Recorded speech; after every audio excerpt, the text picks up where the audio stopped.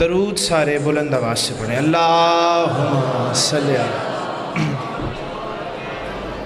ماشاءاللہ کافی سارے صاحبان موجود ہیں، بلند آواز سے تلاوت درود کیجئے، اللہم صلی علی۔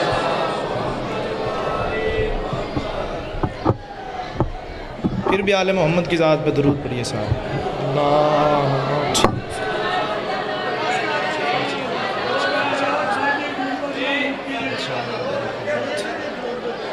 بسم اللہ الرحمن الرحیم وَبِهِ نَسْتَعِينُ وَصَلَّى اللَّهُ عَلَى مُحَمَّدٍ وَآلِهِ الطَّيِّبِينَ الطَّاهِرِينَ الْمَعْصُومِينَ الْمُنْتَخَبِينَ الْمُنْتَجَبِينَ وَلَعَنَ اللَّهُ عَلَى أَعْدَائِهِمْ أَجْمَعِينَ مِنْ يَوْمِ الْعَدَاوَةِ إِلَى يَوْمِ الدِّينِ رَبِّ اشْرَحْ لِي صَدْرِي وَيَسِّرْ لِي أَمْرِي وَاحْلُلْ عُقْدَةً مِنْ لِسَانِي وَيَفْقَهُوا قَوْلِي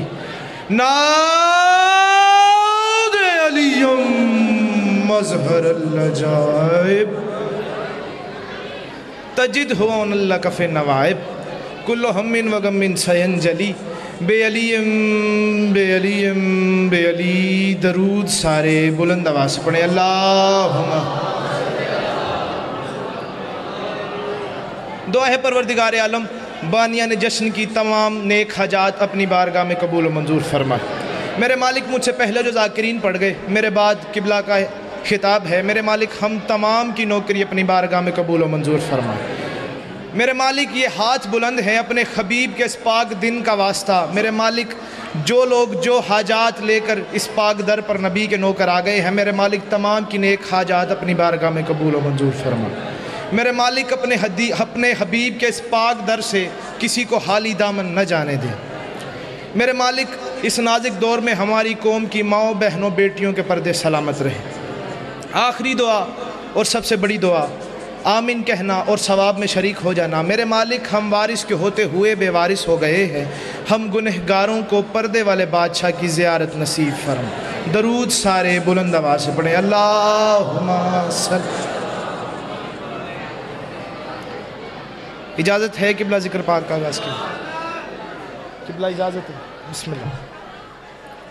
ماشاءاللہ کروڑوں درجے اچھے ذاکرین پڑھ گئے اور کروڑوں درجے مجھ سے، میں تو نہ کوئی ذاکر ہوں نہ کوئی عالم ہوں، آپ کا اپنا بیٹا ہوں، تو صرف 10-15 منٹ صرف مجھے حاضری دینی ہے کیونکہ دامن وقت میں گنجائش نہیں ہے، تو قبلہ کو جلدی بس وائنڈ اپ کرنا ہے تھوڑی دیر میں، تو بیٹا سمجھ کے چھوٹا بھائی سمجھ کے چند منٹ مجھے سننا ہے، صرف اتنا میرے ساتھ بولتے رہنا۔ میں آپ کو یہ نہیں کہہ رہا کہ زیادہ واہ واہ زیادہ داد دیتے رہنا، آج کے دن خوشی وہ ہوتا ہے جو حلالی ہوتا ہے، شاباش جیتے رہے۔ میں یہ نہیں کہہ رہا زیادہ میرے ساتھ واہ واہ کر کے بولیں، زیادہ میرے ساتھ کھڑے ہو کے بولیں، صرف جتنا حق بنے میرے ساتھ تھوڑا تھوڑا بولتے رہیے گا، اتنا میرے ساتھ بولتا رہیے گا کہ میرا احساس میرا اعتماد بحال رہے کہ میری حاضری میری نوکری علی کو ماننے والوں کے ساتھ ہے، سوچنے والوں کے ساتھ نہیں ہے۔ جیتے رہے، یہ ہاتھ سلامت رہے، جیتے رہے۔ اجازت ہے ذکر پاک کا آغاز کیا جائے۔ محمد کن سے پہلے خلق کر کے، محمد کن سے پہلے خلق کر کے، 4 مصرے اپنے پاک نبی کی شان پہ پڑھوں گا اور انہی 4 مصروں پر مجھے اندازہ ہو جائے گا کہ میں کس معیار کے مجمع میں پڑھ رہا ہوں۔ محمد کن سے پہلے خلق کر کے وہ اپنے فن کا میلہ دیکھتا تھا۔ آئے ہائے ہائے ہائے، جاگو جاگو جاگو یار، میرے ساتھ تھوڑا سا سفر کرو۔ محمد کن سے پہلے خلق کر کے، محمد کن سے پہلے خلق کر کے وہ اپنے فن کا میلہ دیکھتا تھا۔ محمد کن سے پہلے خلق کر کے وہ اپنے فن کا میلہ دیکھتا تھا۔ محمد کن سے پہلے خلق کر کے وہ اپنے فن کا میلہ دیکھتا تھا۔ نہ میں تھک گیا نہ میں بھول گیا، میں سوچیندہ پہ چوتھے مصرے تے تیرے نال کے بڑسی تے میرے نال کے بڑسی، میں کھڑا دا محمد کن سے پہلے خلق کر کے۔ محمد بائی میں ویکھ، محمد کن سے پہلے خلق کر کے وہ اپنے فن کا میلہ دیکھتا تھا۔ ارے اس کو بیجا ہے صدیوں بعد لیکن اکیلے کو اکیلا دیکھتا تھا۔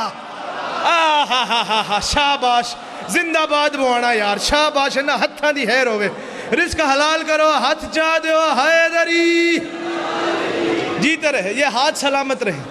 محمد کن سے پہلے خلق کر کے وہ اپنے فن کا میلہ دیکھتا تھا، اس کو بھیجا ہے صدیوں بعد لیکن اکیلے کو اکیلا دیکھتا تھا، اس کو بھیجا ہے صدیوں بعد لیکن اکیلے کو اکیلا دیکھتا تھا۔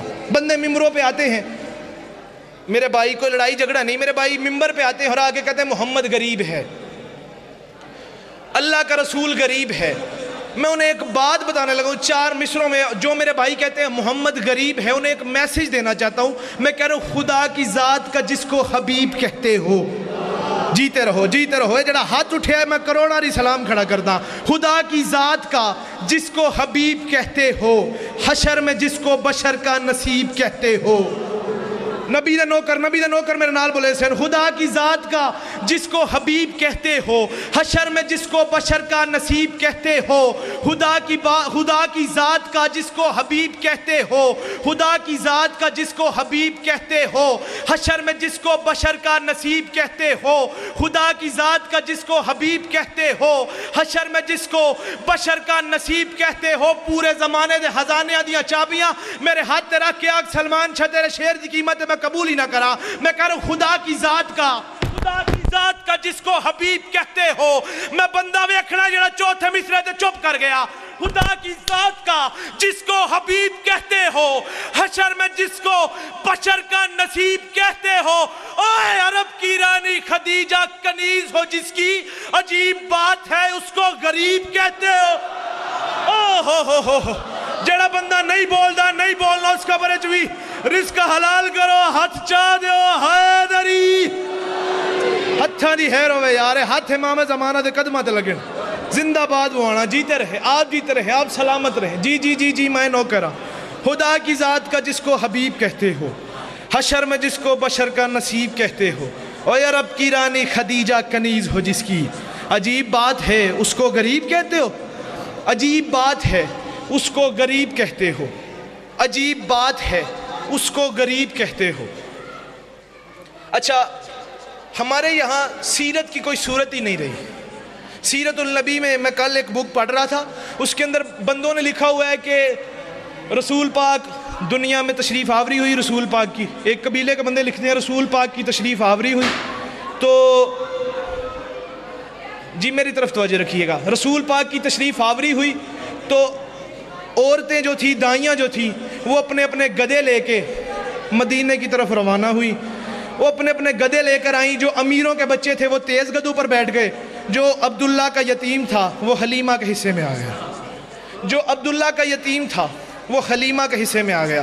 اب حلیمہ کا گدہ کمزور تھا کیونکہ وہ بعد میں پہنچا، اس لیے اسے عبداللہ کا یتیم ملا، کمزور گدے کو عبداللہ کا یتیم ملا۔ اللہ جانے کیڑا بندہ جشن چ حاضر ہے تے کیڑا نہیں۔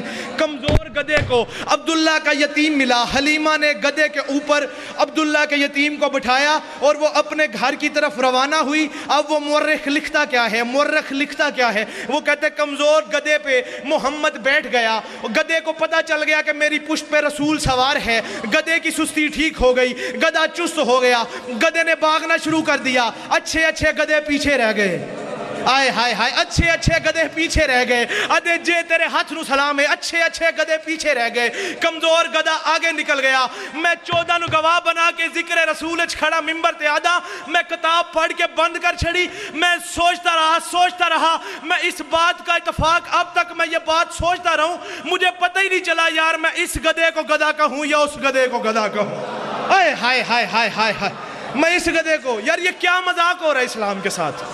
محمد گدے پہ سوار ہو گیا، محمد کو حلیمہ گھر پہ لے گئی، اور جاہل تو کہتا ہے 40 سال تک محمد کو پتہ ہی نہیں چلا کہ میں رسول ہوں یا نہ ہوں۔